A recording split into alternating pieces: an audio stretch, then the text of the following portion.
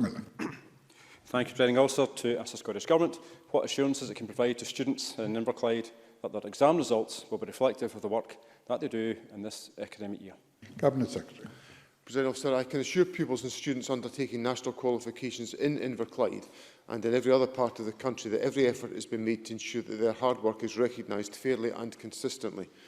I have already confirmed that we can no longer risk the running of a full exam diet in 2021, and I have asked the SQA to take an alternative approach to National 5 accreditation in that year. This will have teacher judgment at its core and will be supported by assessment resources and quality assurance. There will be no algorithm, and the result will reflect an individual's work rather than the past performance of his or her school. Our ambition remains for higher and advanced higher exams to proceed if possible. It must, however, be safe to do so, and it must be fair to learners.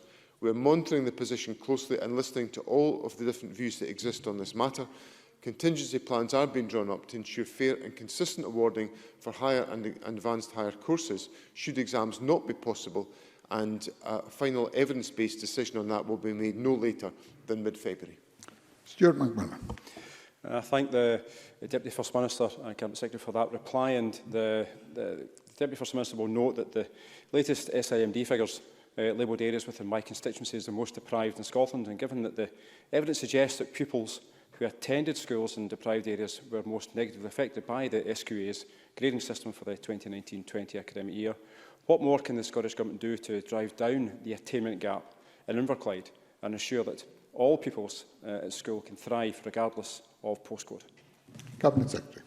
Presiding Officer, the Government obviously makes available support through the local authority settlement for this purpose, but also specifically through the Attainment Scotland Fund, where £6 million is spent in Inverclyde to help close the poverty-related attainment gap, and also £2.5 million of pupil equity funding in 2021-22 will be available to support school plans to raise attainment.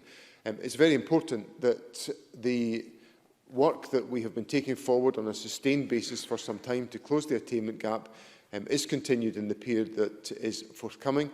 That will support young people, and obviously we saw in the results that were announced in August a closure of the attainment gap, and obviously that will be welcome news in Inverclyde, as it will be in other parts of the country.